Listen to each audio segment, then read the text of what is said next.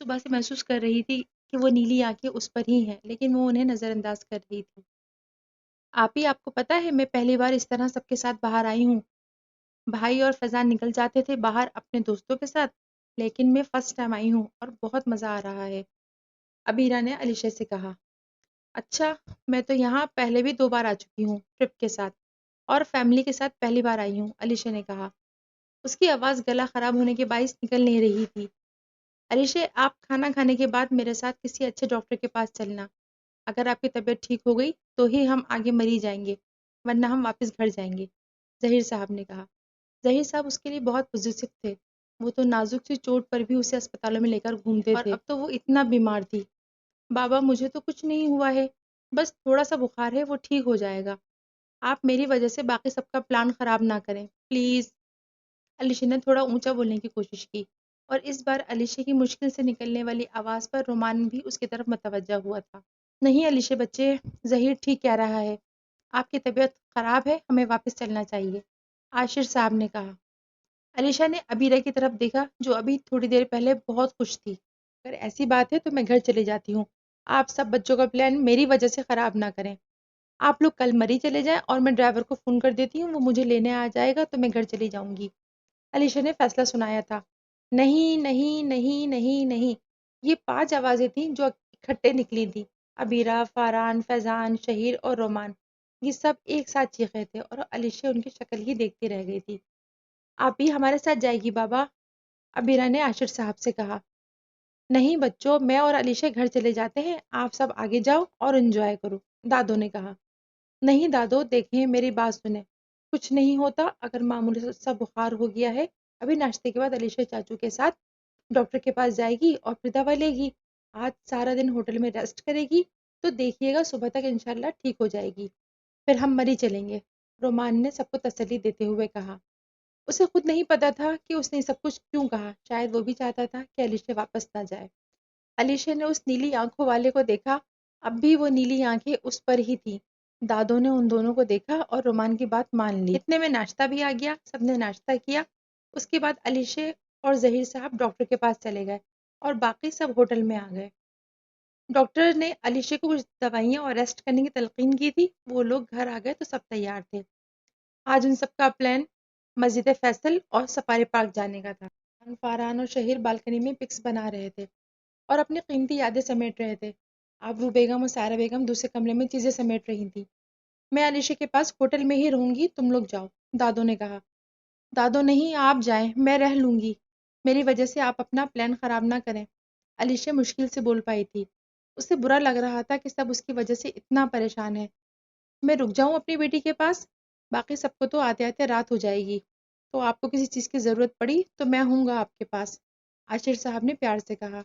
نہیں بڑے بابا، آپ لوگ میری وجہ سے پریشان نہ ہوں، میں رہ لوں گی، وہ آہستہ سے بولی، اور رومان بمشکل اسے سن پایا۔ بابا میں آ جاؤں گا ہوٹل، اگر انہیں کسی چیز کی ضرورت پڑی تو، آپ فکر نہ کریں، اور ہاں وہ جو مخلوق تب کی بالکنی میں پکس بنا رہی ہے انہیں لے چلیں، یہ نہ ہو کہ بیچارے واپس جانے کا ہی فیصلہ کر لیں۔ رومان نے بات ختم کی، یعنی سے اسے دیکھا جو تب کا موبائل میں مصروف تھا اور ان کی باتیں بھی سن رہا تھا۔ رومان نے بھی اس کی طرف دیکھا اور خوبصورت سی ایک مسکراہٹ اس کی طرف اچھالی۔ علیشہ نے نظریں پھیر لیں کیونکہ وہ ابھی تک اس سے رات والی بات پر ناراض تھی۔ سب باہر چلے گئے، علیشہ بھی لیٹ گئی، دادو بھی اس کے پاس بیٹھ گئی اور وہ ان سے باتیں کرنے لگی۔ آدھی بیماری تو اس کی اپنی دادو سے بات کرنے میں ختم ہو جاتی تھی، باتیں کرتے وقت نہ جانے کب اس کی آنکھ لگ گئی، شاید دوائیوں کا اثر تھا۔ سب لوگوں نے خوب انجوائے کیا، بس دادو اور علیشہ کی کمی محسوس ہوئی تھی۔ وہ دونوں ہی تو اس فیملی کی رونق تھے، لیکن کبھی کبھی بہت سے لوگ اپنی جگہ خالی چھوڑ جاتے ہیں اور ان کے جانے سے ہی تو ان کی قیمت کا اندازہ ہوتا ہے۔ مسجد فیصل ابیرہ، فیضان، فاران اور شہیر نے پہلی بار دیکھی تھی، جبکہ رومان یہاں پہلے بھی آ چکا تھا۔ سب انجوائے کر رہے تھے لیکن رومان کا دماغ نہ چاہتے ہوئے بھی کہیں اور ہی تھا۔ بھائی، آپ کو کیا ہوا ہے؟ ابیرہ نے اس کی خاموشی محسوس کرتے ہوئے کہا۔ مجھے کچھ ہونا تھا؟ رومان نے الٹا سوال کیا۔ میرا مطلب آپ چپ چپ کیوں ہیں؟ ابیرہ نے کہا۔ میں تو ایسا ہی ہوں، اب کیا یہاں باجے بجاؤں؟ رومان کا بالکل رات والا لہجہ تھا اور افسوس اس نے ایک اور معصوم کو ناراض کر دیا تھا۔ ابیرہ نے اسے شکایتی نظروں سے دیکھا اور اٹھ کر دوسری طرف چلی گئی۔ اس کے جانے کے بعد رومان کو اپنی غلطی کا احساس ہوا تھا کہ اس نے کبھی عبیرہ سے اس لہجے میں بات نہیں کی تھی۔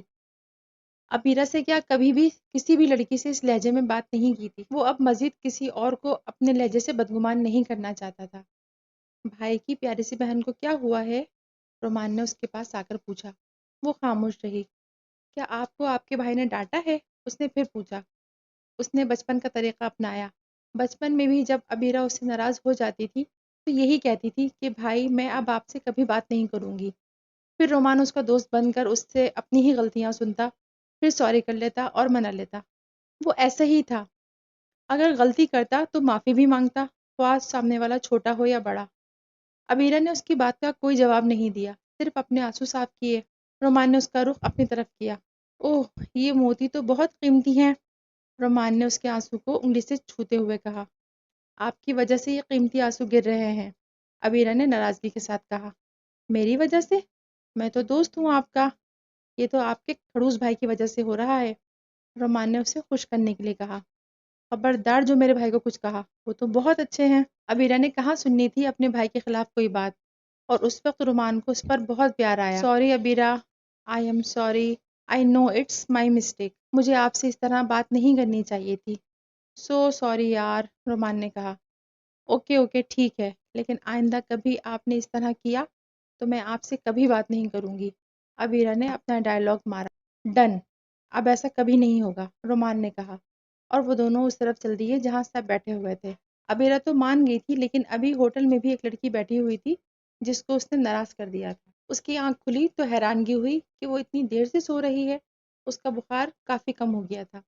وہ اٹھی اور اپنے بیگ سے گلابی رنگ کی سادہ سی شلوار قمیض نکالی اور واش روم میں گھس گئی۔ باہر آئی تو نماز کی نیت باندھ لی۔ رومان کے پاس روم کی چابی تھی۔ وہ آیا تو دادو کو سوتا دیکھا اور پاس علیشہ کو دیکھا جو نماز پڑھ رہی تھی، گلابی سوٹ میں اور گلابی ہی حجاب میں۔ وہ کسی گلاب سے کم نہ لگ رہی تھی۔ اس سادے سے حلیے میں بھی وہ بے حد حسین لگ رہی تھی۔ یہ کہنا صحیح ہوگا کہ اس کے چہرے پر نور تھا جو اس بات کا ثبوت دے رہا تھا کہ وہ اپنے رب کے ساتھ بہت مضبوطی سے جڑی ہوئی ہے۔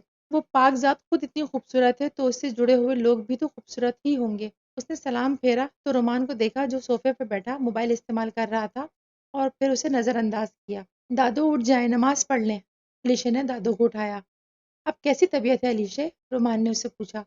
آپ کو اس سے کیا؟ وہ کہہ کر دوسرے کمرے میں چلی گئی۔ یہ تو واقعی ہی زیادہ غصے ہے، رومان بولا۔ کیوں، کیا ہوا اسے؟ دادو نے اٹھتے ہوئے کہا۔ آپ خود ہی پوچھ لیں، میں کھانا لینے جا رہا ہوں آپ لوگوں کے لیے، رومان بولا اور چلا گیا۔ دادو نے نماز پڑھی اور اس کے پاس دوسرے کمرے میں چلی گئیں۔ کیا ہوا علیشہ، آپ نے رومان سے ایسے کیوں بات کی تھی؟ دادو نے پوچھا۔ اور علیشہ کی بدقسمتی، رومان بھی اسی وقت ہی آ گیا۔ وہ لوگ دوسرے کمرے میں تھی اس لیے پتہ نہ چلا۔ میں نے تو بہت آرام سے بات کی تھی دادو، آپ کو تو پتہ ہے کہ انہوں نے مجھ سے کیسے بات کی تھی رات کو۔ مجھے کہتے ہیں کہ تم میری باتیں چھپ کر سنتی ہو، اور آپ ہی بتائیں مسٹر منکی میں ایسا کیا ہے جو میں ان کی جاسوسیاں کروں، یا میں کوئی ایجنٹ ہوں جو مسٹر منکی کی جاسوسی کروں گی کہ انہوں نے کتنے کیلے کھائے ہیں؟ اتنی کامن سینس تو ان میں بھی ہونی چاہیے، یونی میں بھی ایسے ہی کرتے ہیں۔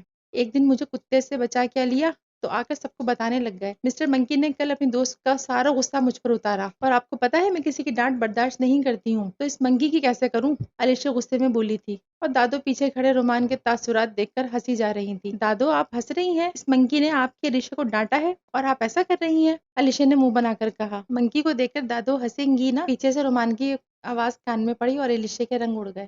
دادو میرے پیچھے کون ہے؟ علیشہ نے پوچھا، کیونکہ وہ پیچھے دیکھنا نہیں چاہتی تھی۔ مسٹر منکی ہیں، ان سے نہیں ملیں گی کیا آپ؟ رومان نے کہا۔ وہ اس کو فل تنگ کرنا چاہتا تھا۔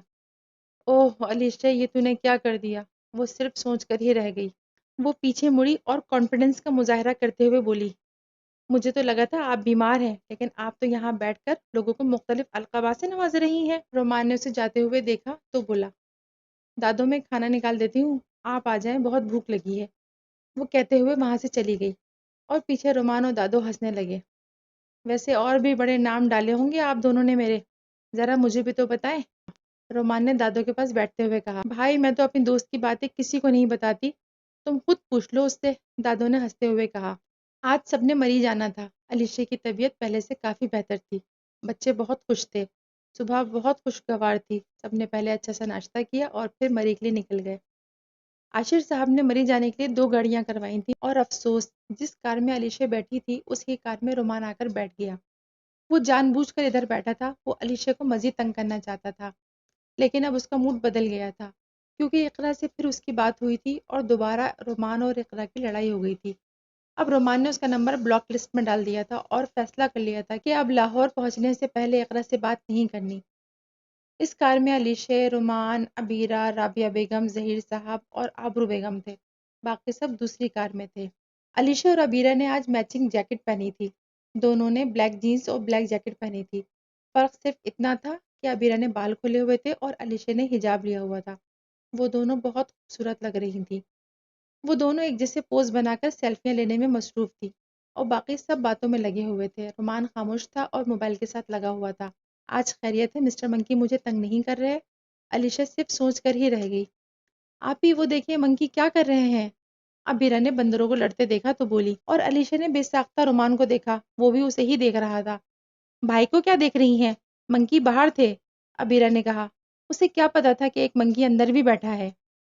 دادو یہ سب دیکھ کر ہنسنے لگی۔ کنفرم کر لو شاید کوئی بندر گاڑی میں بھی بیٹھا ہو، رومان نے ہنستے ہوئے کہا۔ ہیں مجھے تو نظر نہیں آ رہا۔ آپ ہی آپ کو نظر آ رہا ہے کوئی منکی؟ عبیرہ نے علیشہ سے پوچھا۔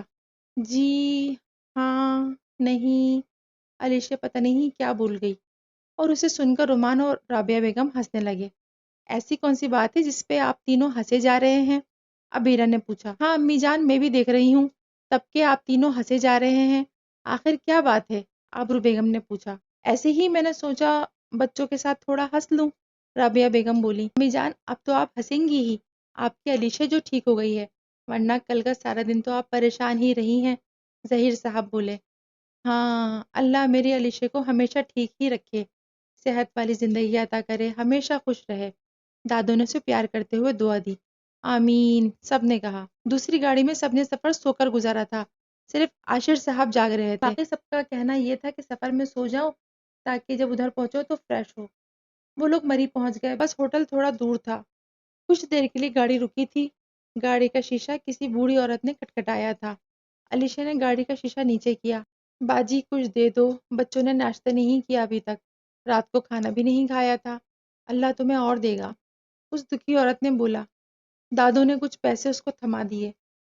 اللہ آپ کو بھی اپنے خزانوں میں سے عطا کرے، بس دعا کریے گا کہ آخرت کے معاملات آسان ہو جائیں، دادو نے رحم دلی سے کہا۔ انشاءاللہ اللہ تجھے جنت کے محل عطا کرے، تیرے خاندان کو ہمیشہ خوش رکھے اور تیرا سایہ ان کے سروں پر ہمیشہ سلامت رکھے۔ بوڑھی عورت انہیں دعائیں دیتی چلی گئی۔ دادو آپ اس کی باتوں میں آ گئیں؟ کہاں تھے اس کے بچے؟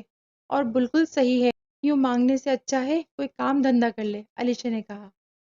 ظہیر صاحب پاس دکان پر ہی گئے ہوئے تھے، رومان وہاں ہی موجود تھا اور علیشہ کا کہنا اسے برا لگا تھا۔ علیشہ ایسے لوگوں کو دیتے رہنا چاہیے اور ان کی دعا بھی لینی چاہیے، ان کی دعا بہت جلدی قبول ہو جاتی ہے، اور ویسے بھی ہمیں تو اللہ کا شکر ادا کرنا چاہیے کہ اللہ نے ہمیں دینے والوں میں سے بنایا ہے اور مانگنے والوں میں سے نہیں۔ ان کو تنگ بھی نہیں کرنا چاہیے، پتہ نہیں بیچاروں نے زندگی میں کتنی مشکلات پہلے سے جھیلی ہوں گی، اور ویسے بھی وہ کتنی مجبور تھی اپنی اولاد کے لیے، اس نے کسی کے سامنے ہاتھ پھیلائے تھے۔ اور ہاں اگر میں یا تم اس کی مدد کر رہے ہیں تو وہ مدد ہم نہیں کر رہے، ہم صرف ایک ذریعہ بن رہے ہیں، مدد تو وہ پاک ذات کر رہی ہے، دادو نے اسے سمجھایا۔ جی دادو آپ ٹھیک کہہ رہی ہیں، علیشہ نے اپنی غلطی مانی۔ راستے میں جتنی بار بھی بندر آئے دادو اور رومان ہنسنے لگے تھے۔ چاچو وہ بندر دیکھیں، رومان نے ظہیر صاحب سے کہا۔ ہاں بہت اچھے ہیں، ظہیر صاحب نے بے دھیانی میں کہا۔ ہیں اچھے؟ رومان حیران ہوا۔ مجھے دیکھیے اب چاچو، رومان پھر بولا۔